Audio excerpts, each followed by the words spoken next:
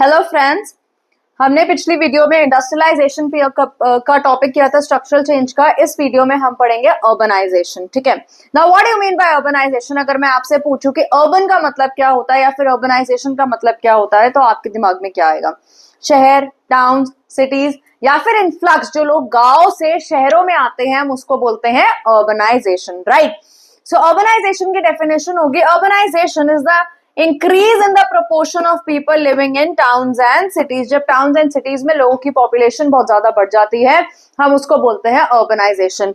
और government of India ने एक बहुत बड़ा इनिशिएटिव चलाया है अर्बनाइजेशन के लिए, which is called the smart city initiative.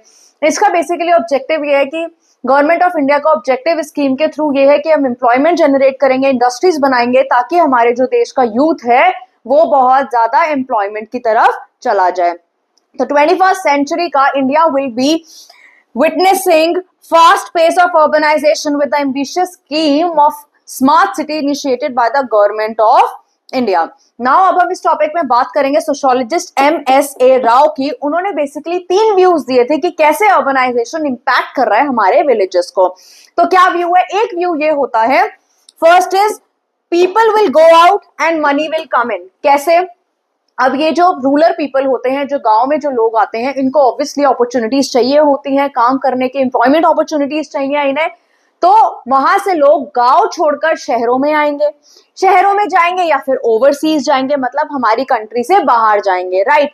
तो जब वो शहरों में आ जाते हैं, जब वो अर्बन एरियाज में आ जाते हैं या फिर ओवरसीज चले जाते हैं, तो वो लोग क्या करते हैं? अपने घर बेसिकली वो वापस पैसा भेजते हैं। तो people out, money in.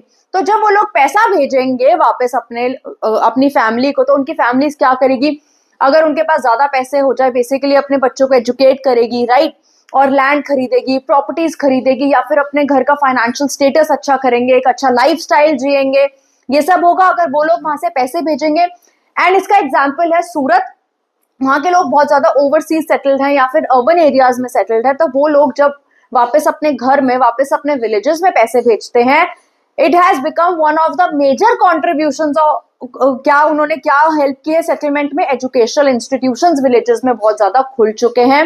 Surat is the classic example of this. Second आता है भिलाई। इंडस्ट्रियल टाउन है भिलाई। भिलाई में बेसिकली ये हुआ है कि बहुत ज्यादा एम्प्लॉयमेंट अपॉर्चुनिटीज क्रिएट हो गई। तो जब भिलाई में इंडस्ट्रीज बनी, it is known as a industrial town. तो जैसे ही इंडस्ट्रीज बनी तो क्या हुआ? इमाइग्रेंट वर्कर्स आ गए, बाकी सारी कंट्री से यहाँ पे भिलाई में लोग आए एंड दे स्टार्टेड वर्किंग। ठीक है, तो इमाइग्रेंट वर्कर्स का बहुत ज्यादा इन्फ्लक्स हुआ। तो जब इन्फ्लक्स हुआ तो क्या हुआ? ऑब्वियसली जब आपको इंडस्ट्री सेटल करनी होती है तो आपको बहुत ज्यादा लैंड एरिया चाहिए होता है। तो कुछ विलेजेस को अपरूट कर दिया गया, मतलब कुछ विलेजेस को एकदम ही खत्म कर दिया गया और कुछ विलेजेस को पार्शियली ऑक्यूपाई कर लिया गया। ऑब्वियसली जब इमाइग्रेंट वर्कर्स आएंगे तो उनको रहने के लिए घर चाहिए, सब कुछ चाहिए। Then the third impact is setting up of metropolitan cities near villages. और जो मेट्रोपॉलिटन सिटीज है वो विलेजेस के आसपास सेटल हो गई। और जब विलेजेस के आसपास मेट्रोपॉलिटन सिटीज सेटल होंगी, तब क्या होगा? उनका इंपैक्ट पड़ेगा विलेजेस पे, उनका इंपैक्ट पड़ेगा विलेजर्स पे, उनकी थोड़ी माइंडसेट चेंज होगा, राइट? और उनका रहने का, खाने का, पीने का सब कुछ ढंग चेंज होगा। तो ये 3 इंपैक्ट बताए हैं MS राव ने। सो विलेजेस पे क्या इंपैक्ट पड़ता है? अर्बनाइजेशन। तो ये व्यूज थे हमारे सोशियोलॉजिस्ट MS राव के।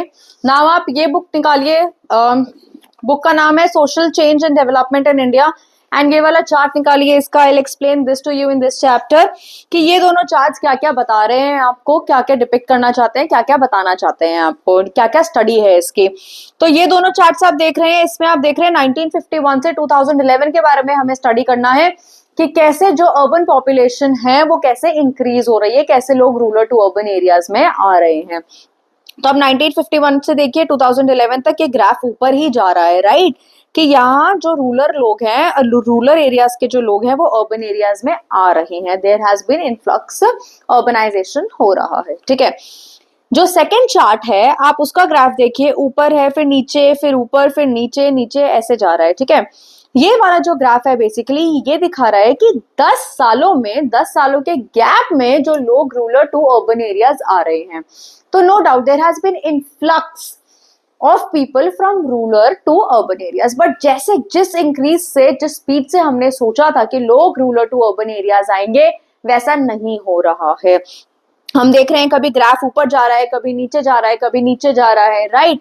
तो जैसे हर 10 साल की स्टडी की गई है और जो स्टडी में ये पाया गया कि though there has been influx of people, but उतना इंक्रीज नहीं हुआ जितना हमने सोचा था।